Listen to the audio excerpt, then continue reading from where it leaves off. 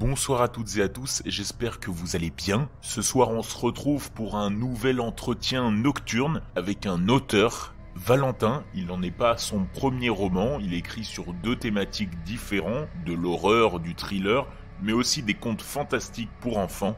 Avant de vous inviter à découvrir son univers, j'en profite pour vous faire passer ce message. Je reste constamment à la recherche, à l'affût d'auteurs de livres, de BD, de créateurs de films, de podcasts, de mini-séries, ou bien de personnes dont la profession ou la passion est liée au domaine du paranormal, de l'horreur, du crime, du mystère. Tout comme je recherche toujours des témoignages écrits comme vocaux. Je vous invite donc à me contacter via mail dans le noir pdcst@gmail.com ou via mon Instagram principalement. Parfois je prends du temps à vous répondre, une semaine ça peut arriver, mais vous inquiétez pas, vous passerez tous à un moment ou à un autre, et même si vous n'êtes pas sûr, on le retravaille ensemble, il n'y a pas de souci. J'attends vos messages sur Gmail ou bien en DM sur Insta, j'ai hâte de vous écouter.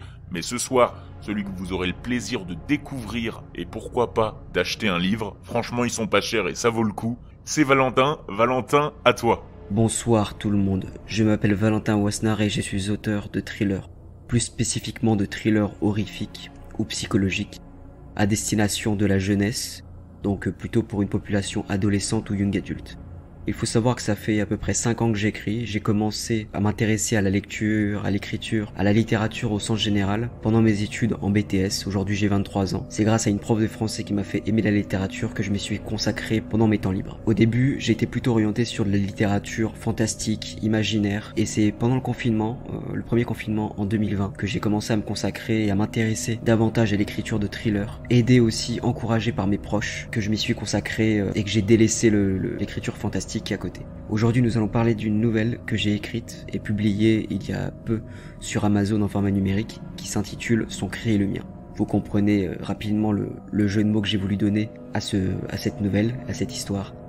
Il ne s'agit pas de mon premier livre d'horreur ou plus spécifiquement de ma première nouvelle d'horreur. J'ai écrit de nombreux autres genres, de nombreuses autres histoires avant celle-là. Mais c'est la première qui est à destination d'un public assez jeune, je dirais à partir de 10-11 ans, avec une mécanique que j'appréciais énormément, qui joue beaucoup sur la paranoïa, sur les pensées du personnage, sur sa solitude, sur son isolement en fait face aux problèmes auxquels il fait face. Son cri est le mien est donc l'histoire de Curtis, un jeune garçon de 12 ans, resté seul à la maison car sa mère est partie s'amuser dans une soirée, essayant de rattraper sa jeunesse. Curtis entend un cri depuis la maison voisine. Il faut savoir qu'il n'y a aucune habitation autour.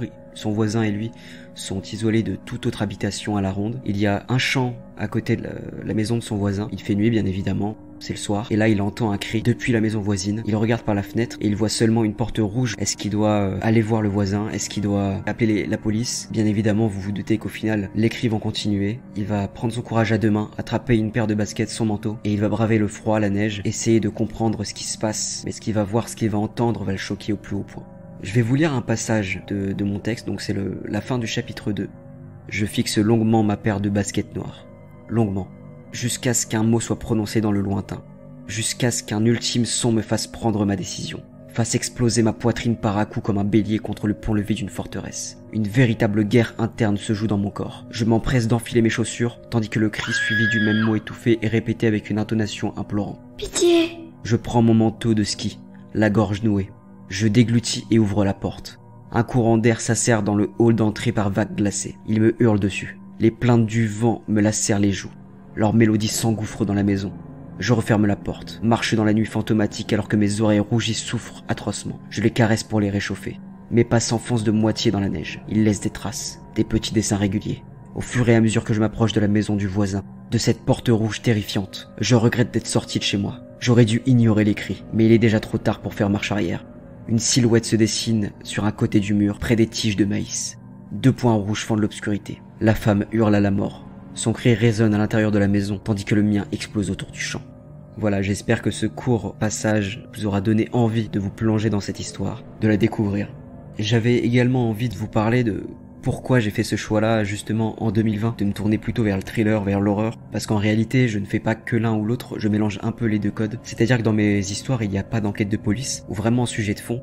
mais c'est centré sur le suspense, la paranoïa, sur donc la psychologie des personnages, sans être non plus dans l'absurde. Je reste toujours dans un univers réaliste. Les zombies, les vampires, les créatures imaginaires ne font quasiment jamais partie de mes histoires. Et donc ce qui m'a donné envie de me tourner vers l'horreur, c'est pendant le confinement. J'ai eu l'idée d'une nouvelle qui s'appelle Insomniac, qui est toujours disponible sur Amazon d'ailleurs. Et donc ce qui m'a donné envie de m'y tourner, c'est bien sûr les films. J'ai commencé à regarder mes premiers films d'horreur quand j'avais 13-14 ans. Je me rappelle, le premier c'était Souviens-toi l'été dernier 2. Oui, j'ai regardé le deuxième avant le premier, je sais. Mais c'était ma belle-mère qui m'avait prêté ce DVD. Et je me rappelle ne pas avoir dormi de la nuit ensuite. Alors je remets dans le contexte, c'était mon premier film d'horreur. Depuis, je consomme régulièrement ce type de film d'horreur, notamment ce type de slasher. Un peu Halloween, même si Halloween je trouve que c'est un peu trop gore pour moi, je préfère largement Scream. Voilà, ce type de contenu aussi paranormal, dans les Paranormal Activity, etc.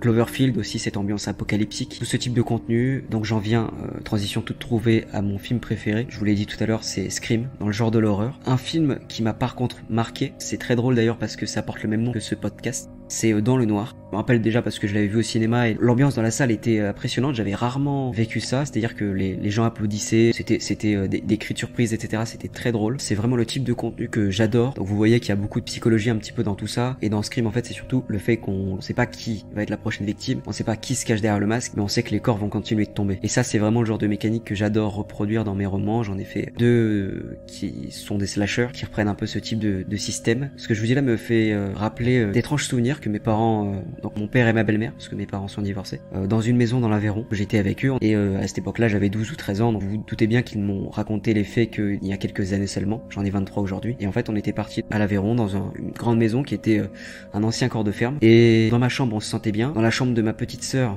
qui était âgée de 2-3 ans, on se sentait bien aussi. Mais dans la chambre des parents, eux ne se sentaient pas bien. C'est-à-dire qu'ils étaient oppressés, angoissés, ils avaient pas envie d'y aller tout seul. Et d'autant plus donc à l'étage, au niveau du palier du haut, une porte était fermée à clé et on avait l'interdiction d'y aller.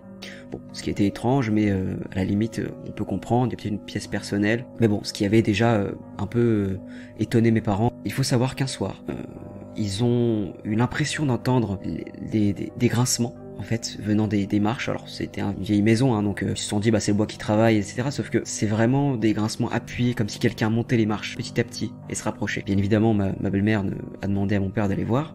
Mon père, aussi terrorisé, a pris son courage à deux mains pendant que ma sœur et moi nous dormions et a pris une lampe torche et est descendu voir. C'est là qu'on se rend compte que les films d'horreur ne sont pas si aberrants que ça. Mon père n'a pas allumé la lumière, exactement comme dans les films d'horreur. Bien sûr, il y avait personne, mais il avait l'impression d'entendre une sorte de soufflement derrière la porte fermée à clé. De là, il est remonté dans la chambre. Ils ont très peu dormi et nous avons écourté le voyage. Et le lendemain, nous sommes partis. Voilà pour l'histoire de mes parents. J'ai une deuxième anecdote à vous raconter, qui cette fois-ci se passe chez ma mère en Vendée, dans son auberge, qu'elle n'a plus aujourd'hui, mais à l'époque elle en tenait une. J'ai aidé le compagnon de ma mère en cuisine, qui lui était cuisinier à l'époque, et je nettoyais les assiettes, les couverts, voilà. Alors il faut savoir que je ne suis pas très grand, je fais à peu près 1m65, et au-dessus de moi, à environ 1m80, il y avait une étagère avec plein de boîtes et il y avait un seau au milieu. Donc je me tourne pour discuter, pour rigoler avec le compagnon de ma mère, et là d'un seul coup, pendant que je nettoyais les couverts, le seau est projeté, il fait 3 mètres dans la cuisine. Alors là, silence entre le compagnon de ma mère et moi-même. On finit par en rigoler et se dire qu'il était compressé, etc. Quand le compagnon de ma mère replace le seau, il rentre parfaitement. Aucune compression qui aurait pu justifier cette projection assez fulgurante du seau. Et c'est là que je me suis dit, il y a un problème. Mais je ne saurais jamais ce qui s'est réellement passé ce jour-là. Et donc, la première anecdote que je vous ai racontée sur la maison dans l'Aveyron avec mon père et ma belle-mère a fait l'objet justement d'une novella